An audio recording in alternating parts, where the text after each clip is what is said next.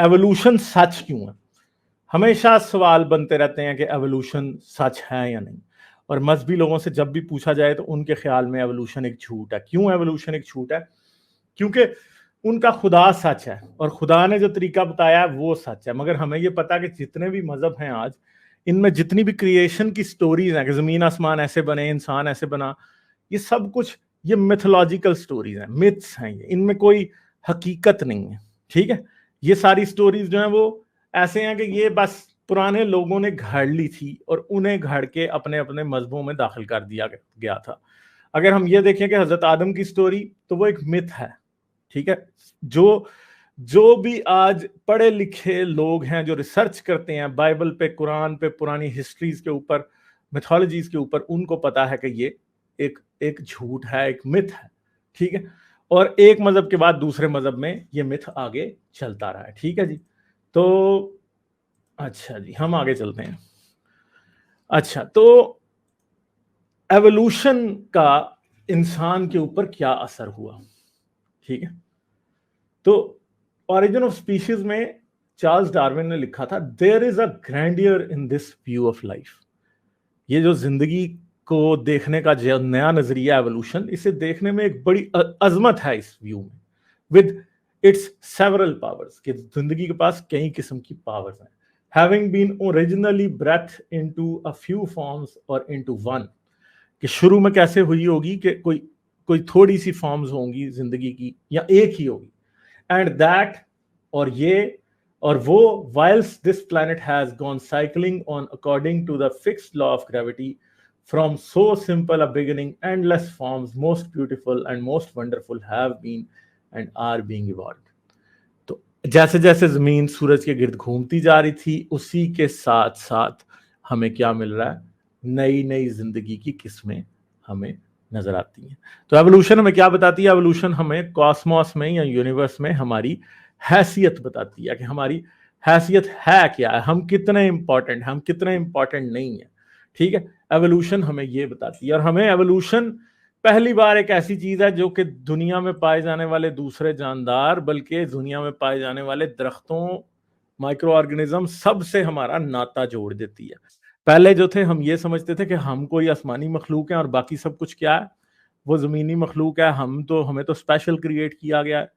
ठीक है, मगर अब ये जोम जो है, ये जो नार्सिसिज्म था हमारा, जो फेक नार्सिसिज्म था, वो एवोल्यूशन ने तोड़ दिया। और हमें हमें ये पता है कि हम बाकी जिंदगी के साथ रिलेटेड हैं। अगर एक चिंपैंजी का बोन स्ट्रक्चर हमसे मिलता है और बोन्स हम जैसी हैं, जितनी बोन्स उसके जिस्म में उतनी हमारे जिस्म में है, और वो हमसे मिलता जुलता है, इंटेलिजेंट भी बहुत होता है, तो इसका मतलब है कि वो हमसे कहीं दूर रिलेटेड था, हमारा कोई जेनेटिक कजन है वो। ठीक है, और जमीन के ऊपर आज सबसे क्लोजली रिलेटेड हमारे साथ जो ऑर्गेनिज्म है, वो वही ग्रेट एप्स हैं, जिनमें चिंपैंजी, बनोबो, ओरांगाटान और गोरिल्ला बनते हैं। ठीक है, वही हैं सबसे हमारे क्लोज आज। अच्छा जी, तो लोग ये भी कहते हैं कि एवोल्यूशन जो है, that is the greatest idea that anyone ever had. कि एवोल्यूशन क्या है? कि सबसे जबरदस्त आइडिया अगर कभी किसी को कहीं आया है तो वो एवोल्यूशन है।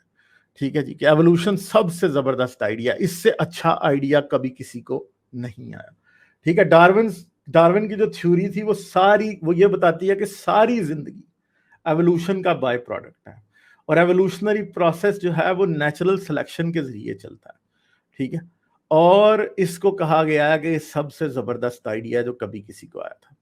बहुत से सालों तक जब ओरिजिन ऑफ स्पीशीज लिखी गई, साइंटिस्ट जो थे एवोल्यूशन के ऊपर स्केप्टिसिज्म था उनका, वो स्केप्टिकल थे कि हाँ भाई ये सच है या नहीं है। ठीक है, और वक्त के साथ साथ डार्विनिज्म जो था, उससे पहले लोग कहते थे कि ये एक थ्योरी है, और फिर आज तक कहीं जो लोग हैं जो डार्विनिज्म को या एवोल्यूशन को पसंद नहीं करते, वो कहते हैं कि डार्विनिज्म है या थी एक थ्योरी इन क्राइसिस। ठीक है, तो मगर 19th सेंचुरी के दूसरे हाफ में जब ये आई थी, 20th सेंचुरी के दूसरे हाफ में हमें बहुत जबरदस्त इसका एविडेंस मिलना शुरू हुआ। और एविडेंस 19th सेंचुरी के एंड पे तो एविडेंस इतना क्लियर नहीं था। ठीक है, मगर बाद में जब जेनेटिक्स सामने आई तो हमें आहिस्ता आहिस्ता ये पता चला कि ओहो, ये एविडेंस तो बड़ा जबरदस्त है। ठीक है। और आज एवोल्यूशन का एविडेंस जो जेनेटिक्स के आने के बाद अब एवोल्यूशन के सच होने में बाल बराबर भी शक बाकी नहीं रहा असल में। मगर बहुत से लोग ऐसे हैं जिनको ये लगेगा कि एवोल्यूशन अभी भी झूठ है, मगर प्रॉब्लम ये है कि वो सिर्फ उनकी जिद है। एवोल्यूशन जो है वो झूठ ना पहले कभी थी ना आज कभी थी। एवोल्यूशन एक ऐसी चीज है जो कि हमने डिस्कवर किया, ये नेचर में होती है। एवोल्यूशन एक नेचर की रियलिटी है जो इंसानों ने डिस्कवर की है, और इस बात का सेहरा किसको जाता है? इस शख्स को, चार्ल्स डार्विन के सर इस बात का सेहरा जाता है। मगर डार्विन ने भी जब एवोल्यूशन की थ्योरी पेश की थी तो आज एवोल्यूशन की थ्योरी भी उससे बहुत आगे आ चुकी है। ठीक है। अब एवोल्यूशन करती क्या? एवोल्यूशन मजहब के डॉगमा को भी तबाह करके रख देती। ठीक है। एवोल्यूशन क्या करती है? मजहबी डॉगमा को गलत रख को तबाह करके रख देती है। एवोल्यूशन काटती है हमारे अपने अंदर जो एहसास है कि हम बड़ी ऊंची चीज है। इसको एवोल्यूशन हमें एक सबक सिखाती है। यह हमें बताती है कि हम दूसरे जानदारों से जुड़े हुए हैं, और हमें यह भी ये बताती है कि नेचर की नेचर की पावर्स का या नेचुरल फोर्सेस का जिस तरह बाकी जानदार जो है बाय प्रोडक्ट है, इसी तरह हम इंसान भी इसका बाय प्रोडक्ट है। और हम इंसान भी बाकी के सब जानदारों की तरह, जिस तरह वो सब जो हैं वो नेचुरल प्रोसेसेस का एक बाय प्रोडक्ट है, हम भी उनका ही एक बाय प्रोडक्ट है और उनसे जुड़े हुए हैं। ठीक है।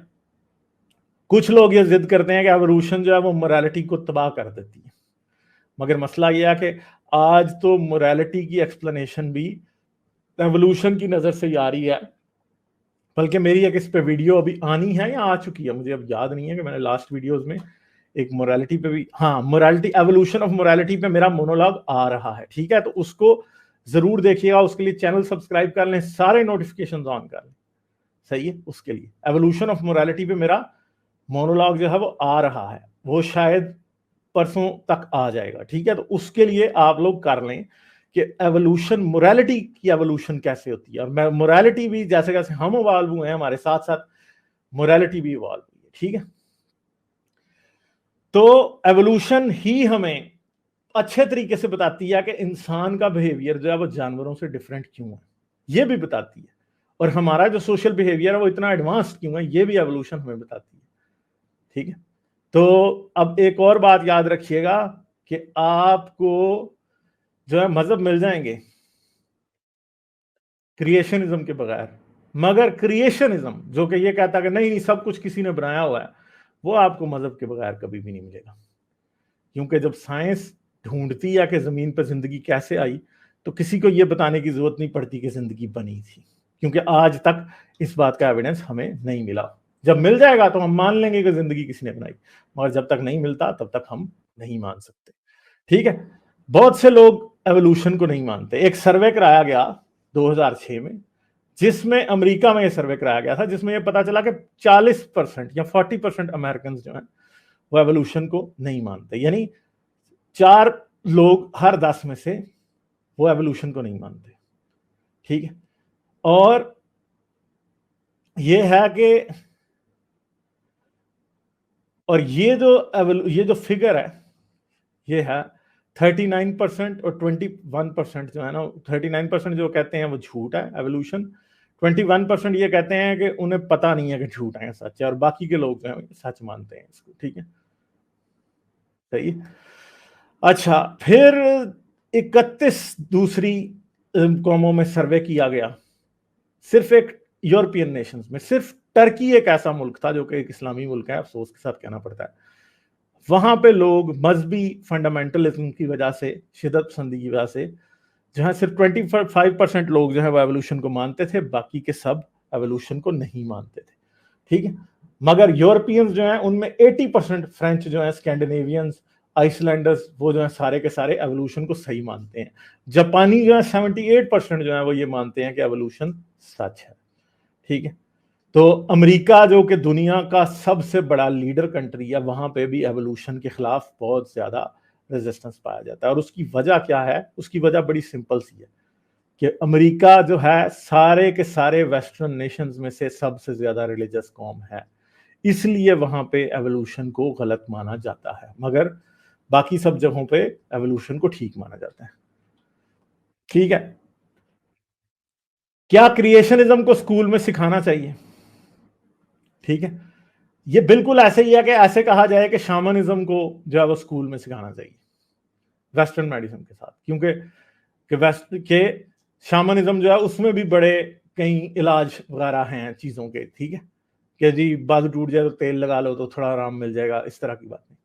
ठीक है, या फिर एस्ट्रोलॉजी जो है, और एस्ट्रोलॉजी को साइकोलॉजी की क्लास में सिखा देंगे, कॉस्मोलॉजी के साथ एस्ट्रोलॉजी सिखाना शुरू कर देंगे। ओ जी जुपिटर वहां जा रहा है तो अब तुम्हारे पास ये हो जाएगा, तो जी मार्स उधर जा रहा है तो मंगल आ गया तुम्हारी कुंडली में। ठीक है, तो ये बातें भी साथ साइंस के पढ़ानी शुरू कर दी जाए। ठीक है, और अमेरिका में क्या है कि एक तकरीबन 8 में से 1 अमेरिकन हाई स्कूल में जो बायोलॉजी का टीचर होता है वो ये समझता है कि क्रिएशनिज्म, कि हर चीज खुदा ने बनाई है, उसको क्या किया जाए, एवोल्यूशन के साथ पढ़ाया जाए। मगर मसला यह है कि क्रिएशनिज्म एक साइंस नहीं है, क्रिएशनिज्म एक बिलीफ है। या इंटेलिजेंट डिजाइन भी जो है वो एक साइंस नहीं है, वो एक बिलीफ है। या इंटेलिजेंट डिजाइन ने आज तक वैसे किया भी क्या है कि सिर्फ और सिर्फ एवोल्यूशन को डिस्क्रेडिट करने की कोशिश की है।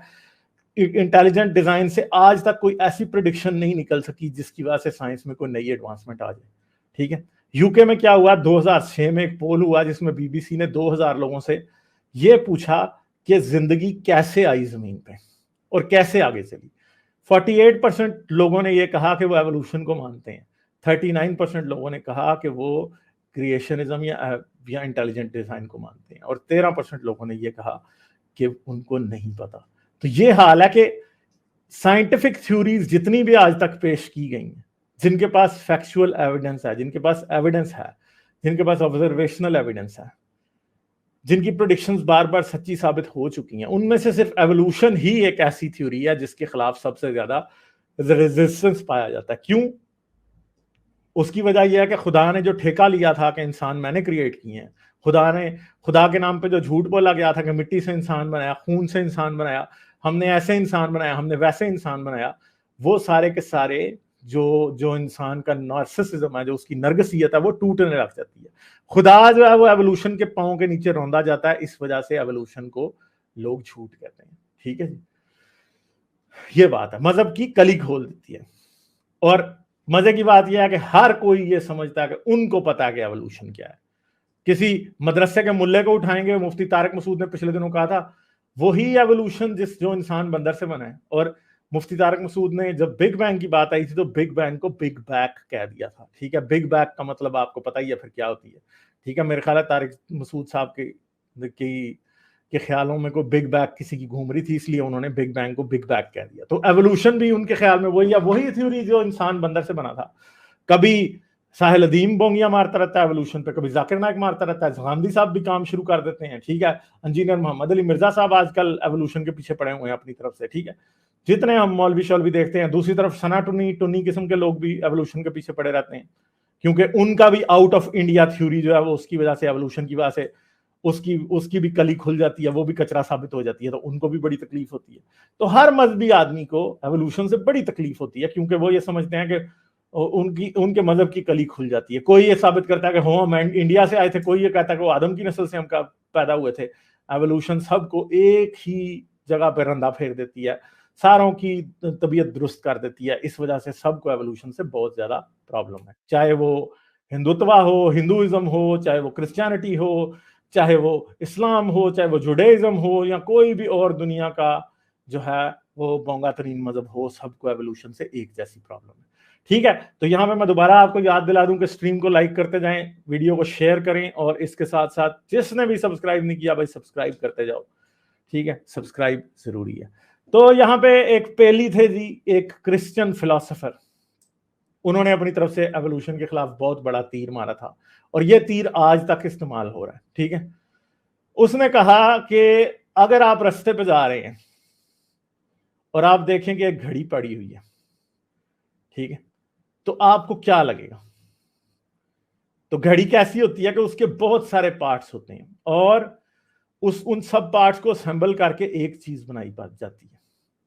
ठीक है, और फिर उन पार्ट्स जब आपस में इंटरेक्ट करते हैं तो उसमें मोशन पैदा होता है, और मोशन जो है उसको रेगुलेट किया जाता है। ऐसा मोशन होता है कि वो 24 घंटे में पूरा एक चक्कर लगा लेती है अपना, ठीक है। और अगर उसके जो डिफरेंट पार्ट्स हैं डिफरेंटली शेप्ड होते हैं, वो क्या करते हैं, इन डिफरेंट साइज की वजह से उन्हें एक किसी और तरह से अगर उन्हें अरेंज करने की कोशिश की जाए तो वो सेम आउटकम प्रोड्यूस नहीं करते, ठीक है। तो चलें इसको पढ़ ही लेते हैं। और in any other order than that in which they were placed either no motion at all would have been carried on in the machine और none which would have answered the use of this is now served by it, ठीक है। कि अगर हम किसी और तरह से उसकी अरेंजमेंट करें तो वो ये काम नहीं कर सकेगी। Every indication contrivance, every manifestation of design which existed in the watch existed in the works of nature, with the difference on the side of nature of being greater and more, and that in the degree which exceeds all computation. ये कहा कि life जो है वो एक घड़ी से बहुत ज्यादा जो है वो इंट्रिकेट है, बहुत जबरदस्त है। मगर बात यह है कि हमें अच्छे तरीके से पता है कि घड़ी तो एक ऐसी चीज है कि जिसमें एक भी गलती हो जाए ना तो वो काम नहीं करती। मगर हमें अच्छे तरीके से पता है कि हर इंसान के पास हर जीन की 2 कॉपीज होती हैं। एक कॉपी खराब भी होती है ना तो दूसरी कॉपी से उसका काम चलता रहता है, ठीक है। एक कॉपी अगर खराब भी होती है ना, माँ से मिलने वाली कॉपी अगर खराब भी है ना तो बाप से मिलने वाली ठीक होती है। और कई बार इंसानों में एक कॉपी, इंसान में कोई जेनेटिक मसला होता भी है, वो अपनी जिंदगी फिर भी गुजार सकता है, वो फिर भी इंसान ही रहता है। घड़ी में तो एक खराबी होगी तो वो घड़ी नहीं रहेगी। इसी तरह जानवर में भी एक छोटी मोटी को खराबी होगी तो वो जानवर ही रहेगा, वो काम फिर भी जानवर वाला कर रहा होता है, ऐसा नहीं होता कि वो खत्म हो जाता है। तो डार्विन जो था वो पहला नहीं था जिसने एवोल्यूशन के बारे में सोचा था या एवोल्यूशन की थ्योरी पेश की थी। एरास्मस डार्विन जो है, जो कि डार्विन की फैमिली जो थी वो फॉसिल्स इकट्ठी करती थी बड़े लंबे अरसे से, ठीक है। और उन्होंने पहले से उन्होंने एवोल्यूशन का आइडिया उनको बन चुका था, मिल चुका था, सही है। और उनको ये अंदाजा था कि एवोल्यूशन जो है वो क्या है, वो होती है। बट आहिस्ता आहिस्ता, मगर जो मैकेनिज्म है एवोल्यूशन का, एवोल्यूशन काम कैसे करती है, ये चीज जो है ये डार्विन के सर से रह जाता है। क्योंकि पता तो सबको था कि फॉसिल एक रॉक लेयर में फॉसिल और तरह के मिलते हैं, दूसरी में और तरह के मिलते हैं, ठीक है। अब इसका मतलब ये है कि जिंदगी बदल रही थी इन रॉक लेयर्स के दरमियान जो टाइम है उसके अंदर। मगर इसका बताया फिर चार्ल्स डार्विन ने कि मैकेनिज्म है क्या, ठीक है। मगर डार्विन ने भी इनकम्प्लीट ही बताया था, वक्त के साथ साथ फिर आगे कंप्लीट हुआ था, ठीक है। ये एक किताब है जिसको मैं हमेशा रिकमेंड करता हूं और बहुत ही जबरदस्त किताब है। अगर आप समझना चाहते हैं एवोल्यूशन इन लेमैन्स टर्म्स तो आपको रिचर्ड डॉकिंस को पढ़ना पड़ेगा। रिचर्ड डॉकिंस की किताब the greatest show on earth जो है वो बहुत ही बेहतरीन किताब है किसी भी बिगिनर के लिए पढ़ने के लिए, ठीक है। सेल्फिश जीन वगैरह जो है वो क्या है, वो थोड़ी डिफिकल्ट है, मगर डॉकिंस की जो ये किताब है ना, the greatest show on earth, ये बहुत ही आसान किताब है किसी भी इंसान के लिए जो कि एवोल्यूशन को बिगिनिंग से समझना चाहता है, उसको समझने में बहुत आसानी पैदा करती है, ठीक है। मगर मॉडर्न थ्योरी ऑफ एवोल्यूशन जो है बड़ी आसान है, इसे आसानी से एक्सप्लेन किया जा सकता है कि जिंदगी जमीन पे इवॉल्व हुई आहिस्ता आहिस्ता, और शुरू हुई थी जिंदगी एक प्रिमिटिव स्पीशीज से, परहैप्स एक सेल्फ रेप्लिकेटिंग मॉलिक्यूल था जो कि अपनी कॉपियां बनाता था, जो कि शायद 3.5 बिलियन साल से ज्यादा वक्त पहले, यानी 3.5 अरब साल पहले जमीन के ऊपर पाया जाता था, ठीक है। वो सिर्फ अपनी शायद कॉपियां बना सकता था, मगर फिर वक्त के साथ साथ क्योंकि उसके अंदर इवॉल्व करने की, चेंज होने की कैपेबिलिटी थी एक जनरेशन से अगली जनरेशन में, तो आहिस्ता आहिस्ता वो जिस तरह एक दरख्त की शाखें फैल जाती हैं मुख्तलिफ तरफ, इसी तरह वो भी मुख्तलिफ स्पीशीज की तरह फैल गया। और जमीन पर सबसे पहले माइक्रो ऑर्गेनिजम्स आए, ठीक है। पहले माइक्रो ऑर्गेनिजम्स की डाइवर्सिटी हुई, फिर मल्टी सेलुलर लाइफ उनसे बनी, ठीक है। तो यही जो है बेसिक एवोल्यूशनरी प्रोसेस जो है सारी जिंदगी का, वो यही है, सही है। तो इसके बाद जब हम इस स्टेटमेंट को तोड़ के देखते हैं तो हमें पता लगता है कि इसके अंदर 6 चीजें हैं। सबसे पहले एवोल्यूशन, दूसरा ग्रेजुअलिज्म, तीसरी स्पीशिएशन, चौथी कॉमन एंसेस्ट्री, फिर नेचुरल सिलेक्शन और non selective mechanisms of evolutionary change, ठीक है जी। तो पहले है एवोल्यूशन, एवोल्यूशन जो है वो तो मैं पीछे आपको थोड़ा एक्सप्लेन कर रहा हूँ। ग्रेजुअलिज्म क्या है कि एवोल्यूशन बहुत आहिस्ता आहिस्ता होती है। स्पीशिएशन के एक स्पीशीज से कोई नया स्पीशीज बन जाता है, ठीक है। कॉमन एंसेस्ट्री के सब जानदार आपस में जुड़े हुए हैं, वो सब एक ही कॉमन एंसेस्टर से निकल के आए हैं। नेचुरल सिलेक्शन के नेचर जो है वो सिलेक्ट करती है, जो जानदार नेचर में फिट होते हैं वो सर्वाइव कर जाते हैं, उनके ऑफस्प्रिंग आगे बन जाते हैं, ठीक है। मगर जो नहीं होते वो उनके ऑफस्प्रिंग नहीं बनते, वो एक्सटिंक्ट हो जाते हैं, ठीक है। एवोल्यूशन है क्या? एवोल्यूशन का मतलब ये है कि कोई भी जानदारों का स्पीशीज जो है वो जेनेटिक चेंज हो जाती है उसमें वक्त के साथ साथ, उसके जीन्स बदल जाते हैं। जब जीन्स बदलते हैं, अब जीन्स होते हैं क्या? जीन्स बेसिकली एक ब्लूप्रिंट है जो कि हम सब के अंदर मौजूद है। गालिब के अंदर गालिब का जेनेटिक ब्लूप्रिंट है, हाँ आपके अंदर आपका जेनेटिक ब्लूप्रिंट है। आपकी जिंदगी, आपके जिस्म में पाए जाने वाले हर सेल के न्यूक्लियस में वो ब्लूप्रिंट मौजूद है। आपके बालों से लेके, आपके नाखूनों से लेके, आपकी आंतों के अंदर, आपके दिल के सेल्स में, आपके मसल्स के सेल्स में, हर चीज में आपका जेनेटिक ब्लूप्रिंट पाया जाता है। मगर मजे की बात यह है कि जब आप रिप्रोड्यूस करते हैं, जब आप बच्चे पैदा करते हैं, तो आपका ब्लूप्रिंट और आपके पार्टनर का ब्लूप्रिंट दोनों मिलके एक नया ब्लूप्रिंट बनाते हैं, जो कि ना आप जैसा होता है ना आपके पार्टनर जैसा होता है, वो एक नई चीज होता है। यही वो प्रोसेस है जिसके थ्रू एवोल्यूशनरी चेंज पैदा होती है, ठीक है। तो बहुत ज्यादा, अब एक जनरेशन में तो इतना ज्यादा चेंज नहीं पैदा हो सकता ना कि कोई नया स्पीशीज बन जाए, मगर over the course of thousands और hundreds of thousands of generations क्या होता है कि जो माँ बाप हैं उनसे बच्चे डिफरेंट होना शुरू हो जाते हैं, ठीक है। और वो जो डिफरेंसेस हैं वो किस चीज की बेस पे होते हैं? डीएनए की बेस पे। और डीएनए के अंदर क्योंकि म्यूटेशंस होती हैं, डीएनए में या जीनोम के अंदर जो म्यूटेशंस होती हैं वो एवोल्यूशनरी चेंज की वजह बनती हैं। तो जितने भी जानवरों के स्पीशीज हैं, पौधों के स्पीशीज हैं जमीन के ऊपर, वो पास्ट में नहीं थे। आज आपको जो जमीन के ऊपर जितने भी स्पीशीज मिल रहे हैं, मोस्टली इनमें से आज से 5 मिलियन साल पहले, 10 मिलियन साल पहले इनमें से शायद कोई भी अराउंड नहीं था। बहुत कम होते हैं जो आज भी अराउंड है, आज भी हैं। ज्यादातर वक्त के साथ एक्सटिंक्ट हो जाते हैं या बदल जाते हैं, ठीक है जी। ये एवोल्यूशन की चीज है। और मगर हमें एक बात पता है कि जितने भी स्पीशीज आज जमीन पे हैं और जितने भी स्पीशीज जमीन के ऊपर आज से 10 मिलियन साल पहले यानी 1 करोड़ साल पहले रहते थे, आज जितने भी स्पीशीज हैं वो उन्हीं स्पीशीज की औलादें और उनसे ही बदल के बने। इंसान जो है वो किससे बदले थे? इंसान कहां से इवॉल्व हुए थे? बंदरों जैसे एप लाइक एंसेस्टर्स हैं हमारे, जो कि आज के एप से नहीं मिलते, मगर पास्ट में वो एप्स थे। यानी आज से तकरीबन 8 मिलियन साल पहले सैहेलैंथ्रोपस चाडेंसिस था, जो कि हमारा और चिंपैंजी दोनों का एंसेस्टर है। उससे एक लाइन निकली जो होमिनिड्स की तरफ आ गई, दूसरी लाइन जो गई वो चिंपैंजीज की तरफ चली, ठीक है। और चिंपैंजीज और हम दोनों उसके डिसेंडेंट्स में आते हैं, ठीक है जी। ये चीजें, अच्छा जी। अच्छा, ग्रेजुअलिज्म क्या है? अब ग्रेजुअलिज्म जो है वो क्या है? बेसिकली एक आहिस्ता आहिस्ता होने का प्रोसेस है एवोल्यूशन का। जो दूसरा प्रोसेस है वो क्या है? ग्रेजुअलिज्म। कि ग्रेजुअलिज्म है क्या? तो एवोल्यूशनरी थ्योरी का जो आइडिया है वो ग्रेजुअलिज्म है। ये इसका मतलब ये है कि बहुत ज्यादा जनरेशंस लगती हैं एक स्पीशीज को कोई नया स्पीशीज बनाने में, ठीक है। एवोल्यूशनरी चेंज के लिए बड़ा टाइम लगता है, सही है। तो एवोल्यूशन जो नए फीचर्स किसी जानदार के अंदर आती हैं, जैसे दांत और जॉज और पर और ऐसी चीजें, अब जितना ज्यादा डिफरेंट कोई नया फीचर अपने एंसेस्टर से होता है आमतौर पे उसे उतनी ज्यादा टाइम लगता है। मगर आज हमें यह भी पता है कि जब एक्सटिंक्शन होती है तो उसके बाद एकदम एवोल्यूशनरी चेंज बड़ी तेजी से हो रही होती है, मगर वो सर्टन पीरियड्स होते हैं जिनके अंदर वो ज्यादा तेज होती है, ठीक है। तो जैसे दांत और जॉज जो हैं वो मैमल्स को रेप्टाइल से डिफरेंट बनाते हैं, ठीक है। ये सिर्फ ऐसा नहीं हो सकता कि एक रेप्टाइल हो तो वो कुछ जनरेशंस में मैमल बन जाएगा, नहीं, वो नहीं बनता। इसे हंड्रेड्स ऑफ थाउजेंड्स और मिलियंस ऑफ जनरेशंस लगती हैं आमतौर पे एक इस तरह की एवोल्यूशनरी चेंज होने में, जिसमें एक नए किस्म के स्पीशीज बन जाए।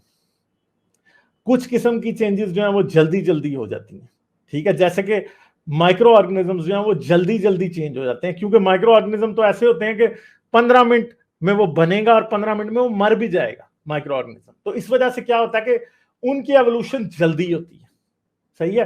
कई किस्म के माइक्रो ऑर्गेनिज्म है जिनकी टोटल लाइफ 20 मिनट होती है, 20 मिनट के अंदर वो जो है पैदा होते हैं, रिप्रोड्यूस करते हैं और मर भी जाते हैं, ठीक है। तो इसलिए उनको इवॉल्व होने में ज्यादा टाइम, इतना ज्यादा टाइम नहीं लगता, क्योंकि उनकी तो जनरेशन जल्दी जल्दी पैदा हो रही है, मर रही है। तो रिप्रोडक्टिव रेट जो होता है किसी जानदार का, जिसका रिप्रोडक्टिव रेट तेज होगा उसकी एवोल्यूशन आमतौर पे तेज होती है, ठीक है।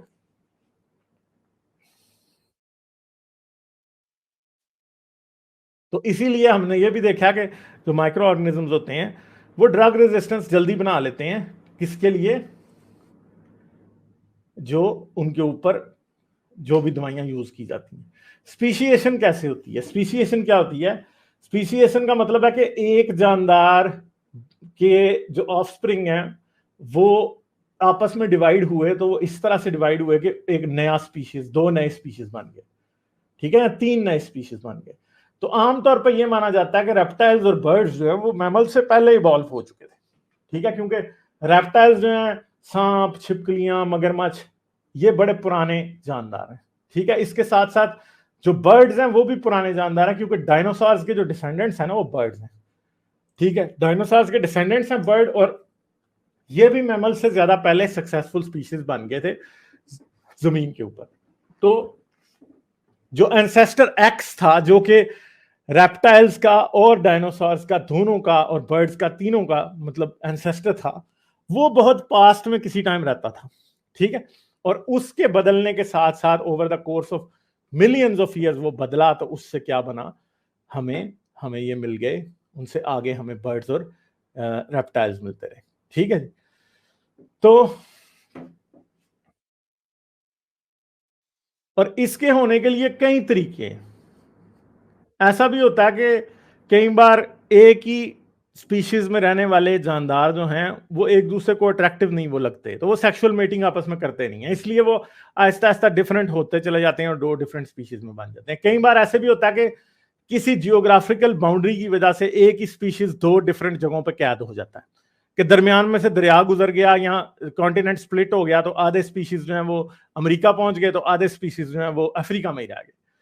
एक ही स्पीशीज के आधे मेंबर्स अफ्रीका चले गए तो दूसरे अमेरिका में ही रह गए। तो वो आहिस्ता आहिस्ता आपस में इतने डिफरेंट हो जाते हैं कि जब मिलियंस ऑफ ईयर्स बाद जब लोग देखते हैं उनको आपस में, तो लोगों को समझ भी नहीं आती कि वो ये किसी वक्त एक ही स्पीशीज रहे होंगे, ठीक है। फिर इसी तरह डिफरेंट प्लांट स्पीशीज हैं जो कि पॉलिनेशन डिफरेंट टाइम्स के ऊपर करते हैं, और क्रॉस फर्टिलाइजेशन उनकी डिस्करेज हो जाती है एक खास किस्म के मेंबर्स में, तो तब भी नहीं होता, ठीक है। मगर हमें एक बात का पता है कि डार्विन को असल में ये पता नहीं था कि नए स्पीशीज बनते कैसे, ये डार्विन को नहीं पता था। डार्विन को जेनेटिक्स का पता ही नहीं था, जेनेटिक्स बाद में आई है, मगर डार्विन को ये ऐसा जरूर लगता था कि कोई ना कोई अंडरलाइंग मैकेनिज्म होगा जिंदगी के अंदर जिसकी वजह से एवोल्यूशन जो है वो होती है, जिसकी वजह से नए स्पीशीज बनते हैं। जहां पे चेंज होती है तो असल में स्पीशीज बदलता है, ठीक है। तो जो असल में पता चला कि स्पीशिएशन कैसे होती है, नए स्पीशीज कैसे बनते हैं, ये सिर्फ 1930s के बाद इस बात का अंदाजा होना शुरू हुआ, ठीक है जी। तो कॉमन एंसेस्ट्री क्या है? कॉमन एंसेस्ट्री सारी जिंदगी जमीन पे जो है वो मिलियंस ऑफ डिसेंडेंट्स के अंदर बटी हुई है, ठीक है। एक ब्रांचिंग प्रोसेस है कि जैसे एक दरख्त होता है उसका तना होता है, जैसे यहां पे ये एक तना है, ठीक है। सबसे पहले एक एंसेस्टर था जिससे वर्टिब्रेट जानवर पैदा हुए, जिनकी रीढ़ की हड्डी होती है, वर्टिब्रेट्स जिनकी होती है। वर्टिब्रेट्स के बाद जॉज पैदा हुए, जॉज के बाद डिजिट्स यानी उंगलियां पैदा हुई, उंगलियों के बाद एमनियोटिक एग, जिसके अंदर जैसे कि मुर्गी का एग होता है जिसके अंदर एमनियोटिक फ्लूइड होता है, ठीक है। फिर बालों वाले फिर बाद में पैदा हुए। अब एमनियोटिक एग वाली जगह तक हमें, अच्छा अच्छा टीनू सही है। तो एमनियोटिक एग तक हमें ये पता है कि यहां तक आमतौर पे एमनियोटिक एग तक जो है रेप्टाइल्स और एमनियोटिक एग तक रेप्टाइल्स और बर्ड्स जो हैं वो इकट्ठे ही थे, ठीक है, यानी डायनासोर्स। मगर हेयर जब आए तो रेप्टाइल्स के ऊपर आमतौर पे हेयर नहीं होते, ठीक है, तो रेप्टाइल्स में हेयर नहीं होते। तो हेयर जब आए तो यहां से बर्ड्स की और इनकी स्प्लिट होगी, ठीक है। तो हमें यहां पे पता लग रहा है कि स्नेक्स, लिजर्ड, क्रोकोडाइल्स, ठीक है, यहाँ पे एमनियोटिक एग इन सब में होता है। मगर ये यहां से हेयर वाली जब बात आई तो यहाँ पे असल में क्या हो चुका था, मैमल्स वाला स्प्लिट हो चुका था। और फिर प्लेसेंटल मैमल्स आ गए। प्लेसेंटल मैमल्स कौन से हुए? जिनमें प्लेसेंटा होता है कि बच्चा पेट के अंदर ही रहता है, ठीक है। फिर अपोजिबल थम्स जब आए तो उसके अंदर हमारे पास चिंपैंजीज वगैरह बन गए, ठीक है। तो जो कॉमन एंसेस्ट्री का आइडिया है ये बहुत ही पावरफुल है, ठीक है। ये कहीं ज्यादा टेस्टेबल प्रिडिक्शंस इसने की थी जो कि डार्विन ने की थी। और अगर हम देखें कि जो परिंदे हैं या बर्ड्स हैं और रेप्टाइल्स हैं वो दोनों एक ग्रुप में फॉल करते हैं, किस वजह से? क्योंकि उनके पास जो एमनियोटिक एग है दोनों में पाया जाता है। मगर हमारी तरफ आते आते, मैमल्स की तरफ आते आते प्लेसेंटा जो है वो बन गया और एग जो है वो अंदर ही पेट के रहने लगा, ठीक है जी। तो इसकी बेस के ऊपर हमें ये पता लगता है कि बर्ड्स और reptiles as compare to reptiles और मैमल्स जो है वो ज्यादा क्लोजली रिलेटेड है आपस में, ठीक है जी। तो ये चीजें हैं जिनको देखते हुए साइंटिस्ट काफी अंदाजे लगा चुके थे। और बाद में जब जेनेटिक्स आई तो जेनेटिक्स ने वाकई ये साबित कर दिया कि बर्ड्स और reptiles as compare to mammals ज्यादा क्लोजली रिलेटेड है, ठीक है। ये बात साबित कर दी। और यानी रेप्टाइल्स और बर्ड्स एक दूसरे के ज्यादा क्लोज हैं एज कंपेयर टू रेप्टाइल्स और मैमल्स। मगर दूसरी तरफ रेप्टाइल्स, मैमल्स और बर्ड्स ज्यादा क्लोज हैं एज कंपेयर टू जो है वो रेप्टाइल्स और मैमल्स। क्यों? क्योंकि दोनों वार्म ब्लडेड हैं, बर्ड्स और मैमल्स जो है, ठीक है। नेचुरल सिलेक्शन क्या है, ठीक है। नेचुरल सिलेक्शन की एक बड़ी आसान सी एग्जांपल ये भी दी जाती है कि जराफे की गर्दन कैसे लंबी हो गई। तो जराफे की गर्दन के लंबे होने की दो थ्योरीज हैं। पहली थ्योरी तो ये है कि जिस इलाके में ये जानवर रहता था जो कि जराफे का एंसेस्टर था, वहां पे कुछ ऐसे ट्रीज थे जिन्हें ये खाता था, ठीक है। मगर वो ट्रीज आहिस्ता आहिस्ता उनकी हाइट बढ़ने लगी और जब उनकी हाइट बढ़ती गई तो उसकी वजह से जराफे की गर्दन बढ़ती गई। और दूसरी वजह यह है कि शायद सेक्सुअल सिलेक्शन भी एक बहुत ज्यादा बड़ी वजह हो सकती है कि जो जराफे की जो फीमेल्स थी वो लंबी गर्दन वाले जराफों को ज्यादा पसंद करती थी, इसलिए जराफा आहिस्ता आहिस्ता over the course of millions of years जराफे के जो एंसेस्टर्स से जराफे तक आते आते उसकी गर्दन बहुत लंबी हो गई, ठीक है। मगर ये मसला है कि ये चेंज कहां पे हो रहा था? ये चेंज जिराफे के जीन्स के अंदर हो रहा था, जिराफ के जीन्स के अंदर हो रहा था। अब वूली मैमथ की और नेचुरल सिलेक्शन की एक बड़ी सिंपल सी बात है। वूली मैमथ ऐसे होते थे कि ये मैमथ्स थे, हाथी से ये कम से कम भी कोई 2 गुना 3 गुना बड़े होते थे और इनके पूरे जिस्म के ऊपर क्या होते थे? बाल होते थे जो कि इन्हें सर्दी में बचाते थे। ये आइस एज में पाया जाने वाला एक बहुत जबरदस्त मेगाफाना में आते थे कि जो बड़े जानवर आइस एज के दौरान पाए जाते थे उनमें से एक वूली मैमथ्स थे। और वूली मैमथ्स को इंसान ने लाखों साल तक शिकार किया, क्योंकि जब एक मैमथ इंसान गिरा लेता था तो उस मैमथ से पूरे कबीले को कई दिनों तक जो है उससे खाना मिलता रहता था। उसकी खाल को वो अपने लिए कपड़े बनाने में, अपने लिए खैमे बनाने में और चीजें अपने आप को सर्दी से बनाने में बहुत ज्यादा वो इस्तेमाल करते थे। मगर अब एक बात है कि वूली मैमथ जो है वो आज उसका जो क्लोजेस्ट कजन पाया जाता है वो हाथी है। और हाथी क्या है? हाथी गर्म इलाकों में रहता है सिर्फ, ठीक है। हाथी सिर्फ गर्म इलाकों में रहता है, इसलिए उसके जिस्म पे कोई बाल वगैरह नहीं होते। मगर ये दोनों इतने क्लोजली रिलेटेड हैं कि ये दोनों ही जो हैं वो इतने क्लोजली रिलेटेड हैं कि आज भी हाथी का डीएनए जब वूली मैमथ के डीएनए से कंपेयर किया गया तो अच्छे तरीके से पता लगता है कि दोनों जेनेटिक कजन है। मगर अब एक्सटिंक्शन हुई है वूली मैमथ की। वूली मैमथ की एक्सटिंक्शन क्यों हुई है? एक तो ये भी बात याद रखेंगे, इसमें कुछ हाथ इंसान का भी है, क्योंकि इंसान वूली मैमथ का शिकार बहुत जबरदस्त तरीके से करता है, ठीक है। इसके अलावा एक और बात यह है कि जब आइस एज खत्म हुई तो जो वूली मैमथ्स का हैबिटेट था वो क्या हुआ? वो आहिस्ता आहिस्ता खत्म हो गया। वूली मैमथ बहुत ज्यादा सर्द इलाकों में रहते थे। फिर वो बहुत से प्रेडिटर जो कि और इंसान जो है वो भी आइस एज में आहिस्ता आहिस्ता जब एक्सपेंड किया आइस एज के एंड की तरफ, तो इंसान जो है वो मेन प्रेडिटर था वूली मैमथ्स का। ये भी एक वजह बनी जिसकी वजह से ये आहिस्ता आहिस्ता क्या हुए? ये खत्म हो गए, ठीक है, और आज ये जमीन पे कहीं नहीं पाए जाते। और इसी तरह वोली मैमथ्स भी थे और वोली राइनोस भी थे, और भी बहुत सारे ऐसे जानदार थे जो कि इस तरह के थे, ठीक है। और एक्सटिंक्शन क्या है? एक्सटिंक्शन जो है, ये मैंने आपको बताया कि आज अगर इंसान जमीन पे रहते हैं तो जमीन पे जितने भी इंसान रहते हैं, अगर ये सब के सब खत्म हो जाएं तो इसे इंसानों की एक्सटिंक्शन कहा जाएगा, ठीक है।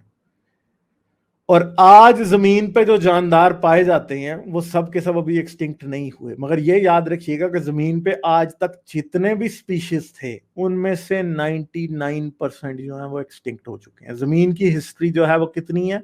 4.6 बिलियन ईयर्स, और तकरीबन जमीन के ऊपर पिछले 3.5 अरब साल या 3.5 बिलियन ईयर्स से जिंदगी मौजूद है, ठीक है।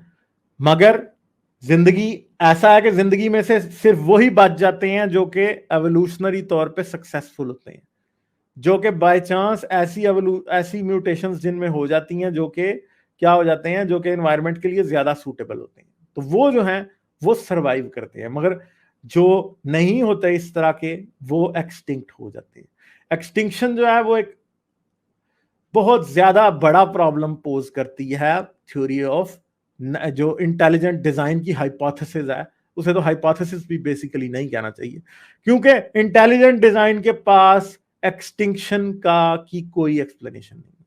जो इतने फॉसिल्स मिलते हैं उन जानवरों के जो कि आज जमीन पे नहीं पाए जाते, अगर इंटेलिजेंट डिजाइन ही होना था तो फिर ये इतना स्टूपिड डिजाइन क्यों है कि वो जानदार जो कभी थे वो आज नहीं है, ठीक है। क्योंकि खुदा तो चाहे तो वो सारी चीजें एक ही दफा बना सकता है, और जैसे एक इंजीनियर होता है, एक अच्छा इंजीनियर जो है वो एक ही मॉडल बनाता है, जो परफेक्ट इंजीनियर होगा वो एक ही मॉडल बनाएगा, और जब वो उसको बनाएगा तो वही एक मॉडल जबरदस्त तरीके से काम करेगा।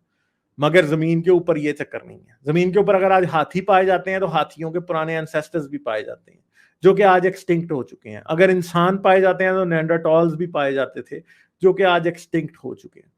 तो अगर खुदा का मकसद इंसान को बनाना ही था कि इंसान सबसे इंटेलिजेंट होगा, हवा के परिंदों, समंदर की मछलियों और जमीन के दरिंदों सब पे हुकूमत करेगा, तो खुदा को तो गलती नहीं करनी चाहिए थी। खुदा को ये जितने भी हमें स्पीशीज एक्सटिंक्ट मिलते हैं आज, उनके फॉसिल्स हमें मिलते हैं, वो हमें मिलने ही नहीं चाहिए थे। वूली मैमथ, अगर खुदा ने ही सब कुछ थ्रू इंटेलिजेंट डिजाइन बनाना था तो आज वूली मैमथ और वूली राइनो के हमें जो हैं वो फॉसिल्स या इवन के उनकी तो लाशें भी मिल जाती हैं आज भी बर्फ में कैद कहीं ना कहीं, ठीक है। तो इंटेलिजेंट डिजाइन की जो थ्योरी है, या थ्योरी भी नहीं, हाइपोथेसिस है, वो हमें ये कभी भी नहीं बता सकती कि एक्सटिंक्शन बाई कहां से हुई। ये जो इतने फॉसिल मिले हैं इनकी वजह क्या है? तो फिर ये क्या शुरू करते हैं माइकल बीही जैसे लोग, फिर ये एवोल्यूशन को बारो करना शुरू कर देते हैं। हाँ जी हाँ वो थे, हाँ एवोल्यूशन तो होती है मगर गॉड गाइड करता है, तो ये इस तरह की भोंगियां जो है वो मारने शुरू कर देते हैं, ठीक है। तो natural selection must also work with design of an organism as a whole, which is a compromise among different adaptations, ठीक है। तो अब एक बात है कि अगर इंटेलिजेंट डिजाइन होता तो फिर फीमेल सी टर्टल्स को तो समंदर में ही अंडे दे देने चाहिए थे। वो आती हैं जमीन के ऊपर, रेत में अंडे देती हैं, ठीक है। और रेत में अंडे जब वो देती हैं तो उनको बड़ा मुश्किल होता है उनके लिए कि रेत में आके अंडे देना, और फिर उनके पांव इस तरह के होते हैं कि वो खोद नहीं सकती रेत को। एक फीमेल टर्टल को पता नहीं कितने घंटे लग जाते हैं जिस जगह उसने अंडे देने हैं वहां पे एक रेत में गड़ा बनाने के लिए, फिर वो अंडे देती है, फिर वो अंडों को दबाने में उसको उतने ही घंटे लगते हैं फिर, ठीक है। और फिर जब वो दबा के चली जाती है तो फिर कई दिनों बाद उसमें से जब जो छोटे छोटे कछुए निकलते हैं उन्होंने समंदर तक जाना है, और जब वो समंदर तक जाते हैं तो उस दौरान उन्हें हवा के परिंदे, प्रेडिटर, पता नहीं क्या क्या कुछ खा जाता है। तो अगर इंटेलिजेंट डिजाइन ही होता तो कितना अच्छा होता कि फीमेल टर्टल जो है वो पानी में ही अंडे देती और पानी में उसके बच्चे निकलते जहां पे वो सेफ होते हैं। क्योंकि एक बच्चा जब एक कछुए का बच्चा जब अंडे से निकलता है, वो पॉइंट जब उसने समंदर के पानी में एंटर होना है, उस वक्त के दौरान उनमें से 80% को परिंदे पुरुंदे खा जाते हैं, वो खत्म हो जाते हैं, ठीक है। और मजे की बात यह है कि उस वक्त उनके शेल भी हार्ड नहीं होते, ठीक है। यानी कछुए का तो शेल बड़ा हार्ड होता है ना, थोड़ी भी मारे तो नहीं टूटेगा, कोई जानवर उसे खा नहीं सकता, शेर भेज दें तो शेर उसका कुछ नहीं बिगाड़ सकता। मगर जब बच्चे पैदा होते हैं तो उनके जो होते हैं उनके जो शेल्स होते हैं वो भी सॉफ्ट होते हैं कि कोई जानवर उसे बस मुंह में डाले और घटक जाए तो कुछ भी नहीं होगा, वो आराम से हजम हो जाएगा। ठीक है, तो अब एक बात बताएं कि ये इस तरह की एक हर्डल की जरूरत क्या है? खुदा अगर इतना इंटेलिजेंट था तो उसको क्या जरूरत थी कि कछुओं को ऐसी मुसीबत डाली हुई? ठीक है, तो उसकी एक बड़ी सिंपल सी वजह है। उसकी वजह यह है कि कछुआ जो है वो उसके एंसेस्टर्स जमीन से पानी में गए थे। ठीक है, इस वजह से ये मुसीबत पड़ी हुई है कि उनको फिर जमीन पे आके अंडे देने पड़ते हैं। समझ गए? सिर्फ इस वजह से। तो ये और उनकी एंसेस्ट्री लाइंस जो है हमें पता चलता है कि वो जो सी टर्टल है वो बेसिकली लैंड टर्टल ही से इवॉल्व हुआ। ये बातें। अच्छा जी, आगे चलते हैं हम। Evolution does not start from scratch. अब एक बड़ी सिंपल सी बात है कि एवोल्यूशन जो है ना वो स्क्रैच से नहीं स्टार्ट होती। इंटेलिजेंट डिजाइन की एक बड़ी सिंपल सी बात है कि इंटेलिजेंट डिजाइन, जब एक परफेक्ट डिजाइनर है जिसने सब कुछ डिजाइन करना है तो वो तो किसी भी चीज को नए सिरे से शुरू कर सकता है ना। मगर एवोल्यूशन का ये मसला नहीं है। एवोल्यूशन स्क्रैच से नहीं स्टार्ट होती। जानदार होते हैं जिंदा जमीन के ऊपर, एवोल्यूशन उनको ही बदलती है, और जब वो बदलते हैं वो नए स्ट्रक्चर्स बनाने में उनको कई मिलियंस ऑफ ईयर्स लगते हैं, और कई बार वो नए स्ट्रक्चर्स बनाने में नाकाम होकर एक्सटिंक्ट हो जाते हैं। ठीक है, तो एवोल्यूशन जो है जो नए स्पीशीज बनाती है वो उसके पास जो पहले मॉडल होता है वो उसी को आहिस्ता आहिस्ता बदलती है। ठीक है, एवोल्यूशन एक ऐसा आर्किटेक्ट है जिसके पास कभी ये ऑप्शन होता ही नहीं है कि वो एक बिल्डिंग को गिरा के नई बिल्डिंग बना ले या एक नए प्लाट में एक नई बिल्डिंग बना ले। उसके पास एक ही बिल्डिंग होती है, उसने उसी में एक दरवाजा तोड़ के दूसरी तरफ निकाल देना है, एक जगह तोड़ के सीढ़ियां नई लगा देनी है। ठीक है, छत के ऊपर जी नया कुछ बना देना है। ठीक है, ये चीजें करते रहना है उन्होंने। सही है, तो लाइक करते जाएं जी दोस्तों, लाइक जरूरी है। लाइक आप लोग अगर नहीं कर रहे तो आप लोग इंसानियत का भला नहीं कर रहे। ठीक है, फॉर एग्जाम्पल क्या है जी कि इंसान के जो अंदर जो मर्द है, मर्द के जो टेस्टिकल्स हैं, टेस्टिकल्स का जो टेम्परेचर है ना वो पूरी बॉडी से थोड़ा कम होता है। ठीक है, अगर आप एक थर्मल गन ले आएंगे ना जिससे टेम्परेचर चेक करते हैं, आप अपने माथे का टेम्परेचर चेक कीजिएगा और अपने टेस्टिकल्स का कीजिएगा तो टेस्टिकल्स का कम ही होगा। ठीक है, अब जो थोड़ा एडवेंचरस होगा वो ये कर भी सकता है। ठीक है, मगर हमारे टेस्टिकल्स जो हैं वो बॉडी से बाहर क्यों रहते हैं? क्योंकि टेस्टिकल्स के अंदर जो स्पर्म है ना, अगर टेस्टिकल्स बॉडी के अंदर चले जाए ना तो जो बॉडी के अंदर टेम्परेचर है ना जो आपका 98.6% डिग्री सेल्सियस फ़ारेनहाइट, उसके ऊपर स्पर्म मर जाता है। स्पर्म इतने गर्म टेम्परेचर में जिंदा नहीं रह सकता, इसलिए टेस्टिकल्स बाहर ही रहते हैं। और ये बात कहां से चली आ रही है? ये मछली के वक्त से चली आ रही है, क्योंकि मछली जो थी ना, हम मछली से इवॉल्व होके आगे तक आए हैं। मछली का मसला ये है कि मछली का जो बॉडी टेम्परेचर है ना वो आमतौर पे कम होता है, और उसकी वजह से ही जो है आज तक सारे मैमल्स के और बहुत से दूसरे जानदारों के टेस्टिस जो हैं वो बॉडी से बाहर होते हैं ताकि उनका टेम्परेचर जो है वो थोड़ा कम रह सके और उसके अंदर स्पर्म इवॉल्व कर सके। ठीक है, तो और ये बड़ा अच्छा होता है कि हमारे टेस्टिकल्स बॉडी के अंदर होते हैं। जब किसी को टांग लगती है ना टेस्टिकल्स पे तो वो हम कहते हैं, वो लड़के हम मजाक से कहते होते हैं कि फ्यूज उड़ गया। ठीक है, क्योंकि बिल्कुल लिटरली बंदे को ऐसे ही लगता है कि फ्यूज उड़ गया बिल्कुल। तो ये अगर बॉडी के अंदर होते तो इतना बड़ा प्रॉब्लम ना होता। और कभी शेरों की आप लड़ाई देखें, वो कैलाहारी लाइंस की एक बार मैंने लड़ाई देखी थी कि लड़ाई के दौरान एक शेर दूसरे शेर को कैस्ट्रेट ही कर देता। वो प्लानिंग से कैस्ट्रेट नहीं करता कि ये मेरा गुलाम है तो मैंने इसे कैस्ट्रेट करना है, वो लड़ते लड़ते ही दूसरे के टेस्टिकल्स उड़ा देता है। ठीक है, तो वो टेस्टिकल्स जब उसके उड़ जाते हैं तो बस फिर वो रिप्रोडक्शन के काबिल नहीं रहा। तो एक इतना वनरेबल चीज बॉडी के बाहर क्यों लगी हुई है? ये तो बड़ा पुअर डिजाइन है। अगर कभी भी ऐसा तो नहीं हो सकता कि एक इंजीनियर हो और वो एक मशीन का सबसे ज्यादा जो ऐसा पार्ट है जो कि बड़ा बेचारा, जिस पार्ट को बहुत ही खतरा है, नाजुक पार्ट है, उसे बाहर लगा दे और उसके ऊपर लेबल लगा दे कि किक दिस है। ये तो अल्लाह ने बिल्कुल ऐसे ही किया हुआ है ना कि टेस्टिकल्स बाहर निकाल के और कहा हुआ है किक दिस। ठीक है, कि हाँ भाई लड़ाई हो रही है तो बस ठुडा इधर लगा दो तो बंदे का बस फ्यूज उड़ जाना है, उसने उधर ही पड़े होना नीचे। ठीक है, तो ये प्रॉब्लम है कि असल में अगर खुदा इतना ही इंटेलिजेंट है तो उसने तो बड़ी बेवकूफ़ी की है टेस्टिकल्स बॉडी से बाहर रख के। ठीक है, दूसरी बात जो सबसे इंपॉर्टेंट बात है, natural selection does not yield perfection, कि नेचुरल सिलेक्शन जो है परफेक्शन नहीं बनाती, only improvements over what came before, सिर्फ और सिर्फ इतना करती है कि जो पहले चीजें थी उन्हें थोड़ा सा इंप्रूव कर देती है। It produces the fitter not the fittest, कि ये क्या करती है, ये जो ऐसे जानदार पैदा करती है जो पिछले जानदारों से थोड़े से ज्यादा फिट होते हैं, मगर सबसे फिट जानदार ये कभी भी पैदा नहीं कर सकती। ठीक है जी, तो ये चीजें हैं। अब ये बैट्स की एवोल्यूशन है, इधर टाइलोसिरस एक इनका एंसेस्टर था चूहे जैसा, ठीक है, तो ये आहिस्ता आहिस्ता उससे इवॉल्व होते होते यहां तक ये बैट्स तक बात पहुंच चुकी है आज।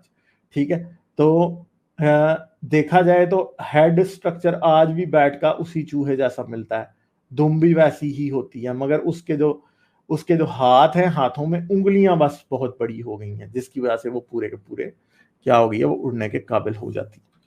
ठीक है, फिर बड़े लोग कहते हैं, सही है, जिनको जिनको एवोल्यूशन से काफी दुश्मनी होती है मजहबी बुनियादों पे, वो कहते हैं एवोल्यूशन तो बस एक थ्योरी है, एवोल्यूशन वही थ्योरी ना जिसके मुताबिक इंसान बंदर से बना है, ये बातें करते रहते हैं। सही है, तो ये जो चीजें हैं, ये जो सारा तमाशा है कि एवोल्यूशन एक थ्योरी है, इन लोगों को ये बताने की जरूरत है कि साइंस में थ्योरी एक गैस नहीं होती कि मैं बैठा और मैंने कहा जी हाँ जी जमीन बनी होगी ऐसे बन गई होगी, या जिंदगी बनी होगी ऐसे बन गई होगी। साइंस में ऐसे नहीं होता।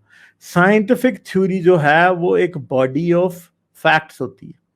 ठीक है, उसके अंदर बहुत से फैक्ट्स जुड़े होते हैं, बहुत सी प्रिडिक्शंस होती हैं, टेस्टेबिलिटी उसकी होती है।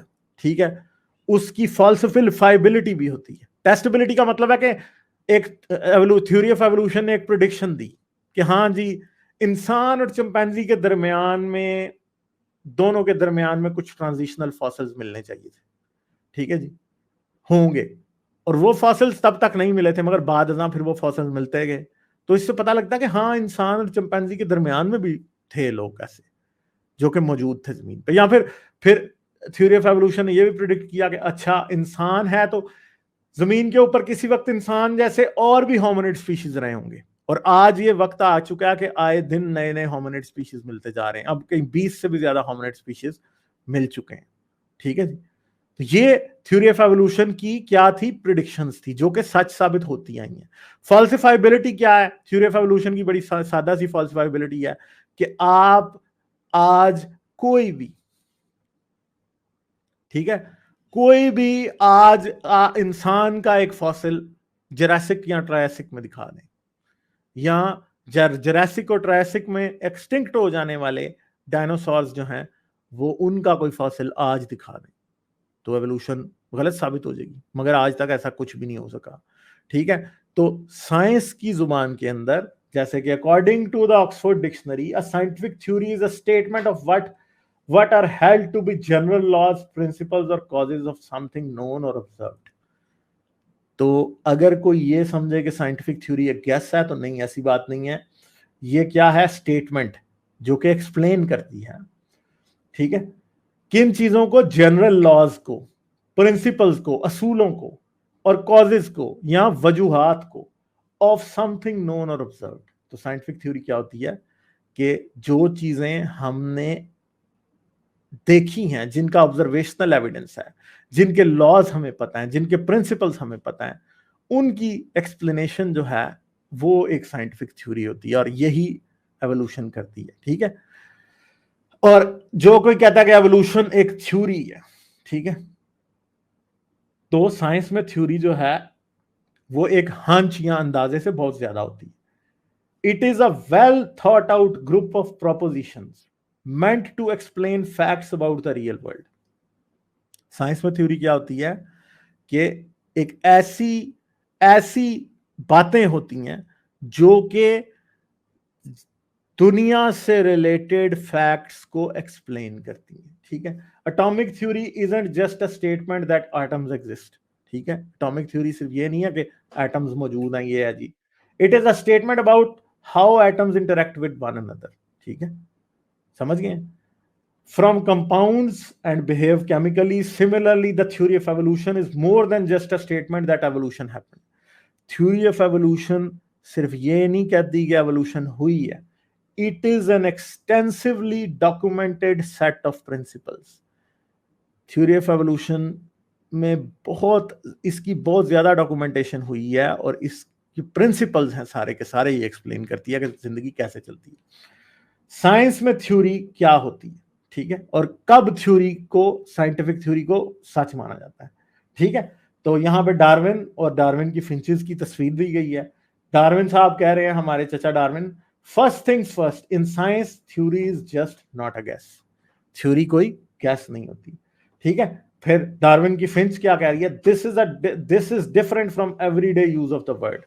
अब आजकल क्या है, इमरान खान खड़ा होता है, मेरी थ्योरी है कि जी बाजवा जो है अंपायर की उंगली उठने वाली है, ये मेरी थ्योरी है, ठीक है, इमरान खान की. और वो थ्योरी जो है 100 बार गलत साबित हो जाती है, ठीक है. और मेरी थ्योरी है कि ये अपोजिशन कभी भी मेरे खिलाफ वोट ऑफ नो कॉन्फिडेंस का मोशन नहीं ला सकती, ठीक है. और थ्योरी जो है वो साथ ही गलत साबित हो जाती है. तो वो जो है ना, ये साइंटिफिक थ्योरी ये नहीं होती कि इमरान खान के अंदाजे नहीं होती साइंटिफिक थ्योरी, ठीक है. और जो हम यूज करते हैं थ्योरी का word everyday, this is different from everyday use of a word where theory often really means someone has a hypothesis about whatever thing, ठीक है, ये नहीं होती. Good point, hang on, I don't know, you could talk. In science, a theory is a well-tested explanation of something in nature. तो science में theory क्या होती है, एक ऐसी चीज होती है जो कि नेचर के अंदर पाए जाने वाले किसी फिनोमेना को बड़े अच्छे तरीके से एक्सप्लेन करती है. ये होती है साइंटिफिक थ्योरी, ठीक है. तो साइंटिफिक थ्योरी एक थ्योरी को साइंटिफिक मानने के लिए इट मस्ट बी टेस्टेबल, उसका टेस्ट होना चाहिए, उसका टेस्टेबिलिटी क्राइटेरिया होना चाहिए कि हाँ जी ये बात अगर सच होगी तो हमारी थ्योरी सच होगी, ठीक है. मेकिंग वेरीफाइबल प्रेडिक्शंस ऐसी कि हाँ जी कि ऐसी प्रेडिक्शन करे कि जिसको नेचर में बाद में ऑब्जर्व किया जा सके, ठीक है. That is we must be able to make observation about real world that either support और डिसप्रूव इट. और थ्योरी की ऑब्जर्वेशन ऐसी होनी चाहिए कि जिसको नेचर को ऑब्जर्व करते हुए सच या झूठ साबित किया जा सके, ठीक है. The scientific theory is accepted as true only when the assertions and predictions are tested over and over again. तो साइंटिफिक थ्योरी को तभी सच माना जा सकता है कि जब वो प्रिडिक्शंस जो कर रही थी बार बार टेस्ट की जाएं और बार बार सच्ची साबित हो, एंड कंफर्म्ड रिपीटेडली, और बार बार कंफर्म होती रहे. There is no one moment when a scientific theory suddenly becomes a scientific fact. और कभी भी कोई वक्त ऐसा नहीं आता कि जब हम साइंटिफिक थ्योरी को कह देते हैं हाँ जी ये साइंटिफिक फैक्ट है, ठीक है. A theory becomes a fact और a truth when so much evidence has accumulated in its favour and there is no decisive evidence against it, ठीक है. कि जब एक थ्योरी के पास बहुत ज्यादा एविडेंस ऐसा इकट्ठा हो जाता है कि जो इसको सच्चा साबित करता है या इसकी सच्चाई के ऊपर गवाही देता है, और ऐसा कोई एविडेंस उसके अगेंस्ट नहीं होता जो उसे झूठा साबित करता है, ठीक है. That virtually all reasonable people will accept it. और इस वजह से फिर जो reasonable लोग होते हैं वो उसे accept कर लेते हैं, ठीक है. तो reasonable लोग, unreasonable नहीं, ठीक है. माइकल बीही जैसे या फिर सबूर अहमद जैसे लोग नहीं, जिनके डॉगमेटिक पर्पसेस होते हैं, उस वजह से वो एवोल्यूशन को एक्सेप्ट नहीं करते. This does not mean that all true theory will never be falsified, ठीक है. That a true theory would never be falsified. इसका मतलब मगर ये नहीं है कि एक थ्योरी जो आज सच्ची है वो कल झूठी नहीं साबित हो सकती है. All scientific truth is provisional, subject to modification in the light of new evidence. और कोई भी साइंटिफिक थ्योरी जो होती है, अगर ऐसा एविडेंस मिले कि जो वो इसे फुली एक्सप्लेन नहीं कर पाती तो थ्योरी को भी बदलना पड़ता है, और कई बार थ्योरीज टोटली डिस्कार्ड भी हो जाते हैं. There is no alarm bell that goes off to tell scientists that they have finally hit on the ultimate unchangeable truths about nature. मगर साइंस में कभी भी कोई ऐसा पॉइंट नहीं आता कि जिस टाइम पे साइंसदान ये आके कहें ओए हमने अल्टीमेट ट्रूथ फाइंड कर लिया. साइंटिस्ट ऐसे बातें नहीं करते, ठीक है. The process of becoming truths और fact scientific theories are usually tested against alternative theories, और साइंटिफिक थ्योरीज को हमेशा अल्टरनेटिव थ्योरीज के अगेंस्ट टेस्ट किया जाता है. After all there are usually several explanations for a given phenomena. आमतौर पर किसी भी फिनोमेना के बारे में जो नेचर के अंदर होता है कई अल्टरनेट एक्सप्लेनेशंस होती हैं. साइंटिस्ट ट्राई टू मेक की ऑब्जर्वेशंस, तो साइंटिस्ट ऑब्जर्वेशंस बनाते रहते हैं और कंडक्ट डिसाइसिव एक्सपेरिमेंट्स, या फिर ऐसे एक्सपेरिमेंट करते हैं जिनकी बेस पे ये डिसाइड हो सके कि दोनों में से कौन सी थ्योरी सच्ची है, या 10 थ्योरीज में से कौन सी थ्योरी सच्ची है. ठीक है, that will test one arrival of explanation against another, जिसकी वजह से दो ऐसी एक्सप्लेनेशंस जो कि एक दूसरे के बिल्कुल ऑपोजिट हैं उन्हें टेस्ट किया जा सके. ठीक है, और नेचर में ये टूल्स हैं कि अब आपको पता लग सके कि अच्छा ये एक्सप्लेनेशन फलां साइंटिस्ट ने दी है, दूसरे ने ये दी है. अब मसला ये है कि डिसाइड तो नेचर करती है ना, फिर आप नेचर को ऑब्जर्व करते हैं, दोनों की लाइट में देखते हैं और आपको पता चल जाता है कौन सी सच्ची है और कौन सी झूठी है. ठीक है जी. In the beginning everyone was a creationist. मगर एक बात याद रखें कि डार्विन से पहले, एरस्मस डार्विन से पहले हर कोई एक क्रिएशनिस्ट ही था. हर कोई ये मानता था कि बाइबल में लिखा है खुदा ने 6 दिन में जमीन और आसमान बनाए, 6वें दिन खुदा ने इंसान को बना दिया, इंसान की पसली से हवा को बना दिया, हवा ने फल खा लिया. ठीक है, उसके बाद हवा को हमने गुलाम बना लिया. ठीक है, ये सब कुछ खुदा की बाइबल में लिखा है, ये खुदा के कुरान में भी लिखा है. We can say that evolution was a theory. ठीक है, when first proposed by Darwin, and since 1859 it has graduated to facthood. As more and more supporting evidence has piled up, evolution is still called a theory, just like the theory of gravity, but it is a theory that is also a fact. तो उसे theory यानी जो दूसरा sense है theory के word वाला कि हाँ मेरा हंच है, मेरा अंदाजा है कि ऐसे हुआ होगा. एक वक्त था कि एवोल्यूशन ऐसे थी जब 1859 में उसे डार्विन ने पेश किया था, मगर अब वो फैक्टहुड या सच्चाई की डिग्री पे पूरी आ चुकी है, क्योंकि उसके बाद से आज इतना एविडेंस मिल चुका है कि जिसको झुटलाना किसी सूरत में पॉसिबल नहीं है. ठीक है, टेस्टेबल प्रेडिक्शंस जो डार्विन ने दी थी, एक सबसे बड़ी थी कि डार्विन ने कहा था कि फ्यूचर में और जिंदगी इवॉल्व होती रहेगी. ठीक है, the first comes from using the 6 tenets of Darwinism to make testable predictions. By predictions, we don't mean that Darwinism can predict how things will evolve in the future. Darwinism ये नहीं बता सकता कि evolution ये नहीं बता सकती कि फ्यूचर में जिंदगी क्या शेप लेगी. Rather, it predicts whether we should find in living or ancient species when we study them. ठीक है, ठीक है, तो ये हमें बताती है कि जब हम आज के स्पीशीज को स्टडी करते हैं तो हमें उसमें साइंस नजर आते हैं कि वो चेंज होके आए हैं, और जब हम पुराने स्पीशीज को देखते हैं तो तब भी हमें पता लगता है वो चेंज होके आए हैं. तो ये टिक्टालेक की जो है वो क्या है, एक तस्वीर है. टिक्टालेक वो जानदार था जो कि मछली से इवॉल्व होके पहली बार जमीन पे आया था. ठीक है, मछली का जो जो जो वर्टिब्रेट्स होती हैं वो वर्टिकल होती हैं, मगर टिक्टालेक की वर्टिब्रेट्स जो है वो फ्लैट होती हैं. यानी इसका सर फ्लैट है. मछली जो है उसका सर फ्लैट नहीं होता, उसकी आंखें सर के दोनों तरफ होती हैं. मगर ये टिक्टालेक था जो कि सबसे पहले जमीन पे आया था, और ये भी प्रेडिक्शन एक वक्त में की गई थी एवोल्यूशन की तरफ से. ठीक है, अब एवोल्यूशन के पास है क्या, फॉसिल रिकॉर्ड है. फॉसिल रिकॉर्ड बड़ा ही एक्सटेंसिव, बड़ा जबरदस्त है. ठीक है, अब जैसे आप देखें यहाँ पे ये एजेस हैं, ये 2.5 अरब साल पहले, 2.5 बिलियन ईयर्स पहले आर्केन पीरियड है. ठीक है, आर्केन पीरियड वो पीरियड था जो कि जमीन के बनने से लेकर 2.5 बिलियन साल के दरमियान था. ठीक है, शुरू के तकरीबन 2.1 बिलियन ईयर्स को आर्कियन पीरियड कहा जाता है. इसके दौरान हमें कोई भी जिंदगी नहीं मिलती. फिर प्रोटोजोइक आता है तो इसमें हमें आज माइक्रो ऑर्गेनिजम्स के फॉसिल्स मिल जाते हैं. ठीक है, मगर फिर पेलियोजोइक शुरू होता है जिसमें कैम्ब्रियन आता है. तो कैम्ब्रियन एक्सप्लोजन होती है. वो कई जो लोग हैं जो कि एवोल्यूशन के खिलाफ होते हैं वो बड़ा जी कैम्ब्रियन एक्सप्लोजन करते रहते हैं. ठीक है, तो कैम्ब्रियन एक्सप्लोजन में हमें जो है शेल्ड एनिमल्स पहली बार मिलने शुरू हो गए थे. फिर उसके बाद उससे ऊपर थोड़ी बात चली. तो ये याद रखिएगा, नीचे से ऊपर की तरफ आते आते जिंदगी कॉम्प्लेक्स हुई है. ठीक है, जैसे सबसे पहले माइक्रो ऑर्गेनिज्म, फिर शेल वाले एनिमल्स, शेल वालों के बाद ये ऑर्थोपॉड्स आ गए सारे के सारे, फिर मछलियां आई, मछलियों से आगे बात चली, और किस्म के जानदार आए, और मेसोजोइक के अंदर, ट्रायसिक और जुरासिक के अंदर, क्रिटेशियस तक क्या हुआ, हमारे पास क्या आ गया, डायनासोर्स का दौर आ चुका था। फिर केटी बाउंड्री, ये वो एक्सटिंक्शन इवेंट है जहां पे डायनासोर एक्सटिंक्ट हुए।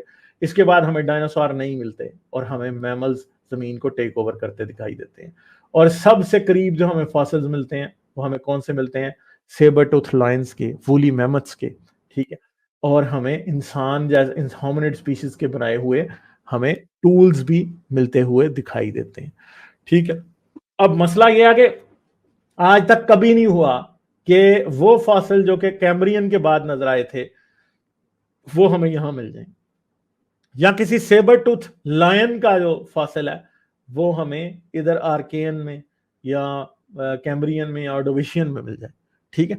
ऐसा नहीं हुआ कि पिछले 10,000 साल में या 100,000 साल में पाए जाने वाले जो जानदार हैं उनका फॉसिल हमें जाके कैम्ब्रियन यानी 542 मिलियन ईयर्स पहले, यानी कितने, हमें 54 मिलियन ईयर्स, 57 करोड़ साल पहले उनके फॉसिल्स मिल जाए। क्यों नहीं मिलते? क्योंकि हमें ये पता है कि इस वक्त की जिंदगी के पास ये एबिलिटी है ही नहीं थी कि वो एकदम इस बात को इवॉल्व कर सके, लाइन को, ठीक है। उसे मिलियंस ऑफ ईयर्स तक बदलते बदलते बदलते बदलते यहां तक लाइंस तक पहुंचना था, ठीक है जी, और ह्यूमन बींग्स तक पहुंचना था। इसलिए हमें ह्यूमन बींग्स और लाइंस के फॉसिल यहां पे नहीं मिलते, और इनके फॉसिल इसलिए हमें यहां नहीं मिलते कि आज एनवायरनमेंट ऊपर इतनी बदल चुकी है कि अगर इनको जिंदा करके यहां ले भी आया जाए तो ये यहां पे जिंदा रह नहीं पाएंगे। क्योंकि यही तो नेचुरल सिलेक्शन का प्रिंसिपल है ना, कि जब एनवायरनमेंट बदलती है तो जहां तो जानदार एक्सटिंक्ट हो जाते हैं यहां वो बदल जाते हैं। यही एवोल्यूशन है असल में, ठीक है। फिर फॉसिल रिकॉर्ड का एविडेंस जो मैंने आपको बताया कि बहुत से स्पीशीज जो हैं वो हमें ऐसे मिलते हैं ज़मीन पे जिनके एंसेस्टर्स हमें फॉसिल रिकॉर्ड के अंदर ही मिल जाते हैं, और उनके फॉसिल्स को देखते हुए हमें पता चल जाता है कि एंसेस्टर ऐसा था, एनवायरनमेंट ऐसे चेंज हुई और कैसे कैसे बदल के बातें आगे चली, ठीक है। तो कंक्लूजन क्या है, evolutionary theory then makes predictions, predictions करती है that are bold and clear, जो कि बड़ी ही दिलेराना है और क्लियर है। Darwin spent some 20 years amassing evidence for the theory before publishing the origin. Evidence Darwin ने 20 साल इकट्ठा किया था। डार्विन जाता था जहां भी जजीरों के ऊपर, वहां से वो जाता था, जानवरों को पकड़ता था, उनका गोश्त वो खा जाता था, उनके ऑपरेशन करता था, उनकी हड्डियों को देखता था, ठीक है, और फिर वो अंदाजा लगाता था कि ये जानदार कैसे हैं, ठीक है। और अपने पास सारा रिकॉर्ड वो करता जाता था। जिस जिस जानदार की उसे हड्डी मिलते, नवाब आदमी था, ठीक है, तो जिस जिस जानदार की उसको तो मिलता था, जो कुछ भी, जो जहाज ब्रिटिश बरतानवी सरकार का जा रहा होता था वो उसके ऊपर जो है वो लदवा के ढांचे शांचे पीछे अपने घर भिजवा देता था, क्योंकि पूरा खानदान ही इस रिसर्च में शामिल था असल में, ठीक है। तो फैसल वडाइस ने एक वीडियो बनाई थी, देखो सुनो जानो का जो चैनल है उसके ऊपर, एवोल्यूशन के ऊपर, उसको जरूर देखिएगा। उसमें चार्ल्स डार्विन की कहानी जो है वो फैसल वडाइस ने बहुत जबरदस्त तरीके से बताई थी, और मैं वाकई किसी पाकिस्तानी ने अगर एवोल्यूशन पे अच्छी वीडियो बनाई है तो वो मैं कहता हूं कि वो वीडियो हर बंदे को देखनी चाहिए, और मैं रिकमेंड करूंगा कि सब देखें जाके। तो 150 साल पहले बहुत सा नॉलेज जो है वो आ गया था डार्विन के पास, ठीक है। सो मैनी मोर फॉसिल्स फाउंड, फिर इन 150 साल के दौरान और बहुत से फॉसिल्स मिले, so many more species collected and their distributions mapped around the world, और पूरी दुनिया में डिफरेंट स्पीशीज की डिस्ट्रीब्यूशन के, कौन सा स्पीशीज कहाँ पे पाया जाता है दुनिया में, इस बात के मैप्स बनाए गए। So much more worked in uncovering evolutionary relationships of different species, और इंसानों ने बहुत बड़ा मतलब जो है ना काम किया इसको आपस में रिलेशनशिप निकालने के लिए, कौन सा जानवर जेनेटिकली किससे मिला हुआ है। And a whole new branch of science undreamt by Darwin, जिस एक और ब्रांच साइंस की सामने आई जिसका डार्विन ने ख्वाब भी नहीं देखा था, have arisen including molecular biology and systematics, the study of how organisms are related, और इसके अलावा जेनेटिक्स, जिसका डार्विन ने कभी ख्वाब भी नहीं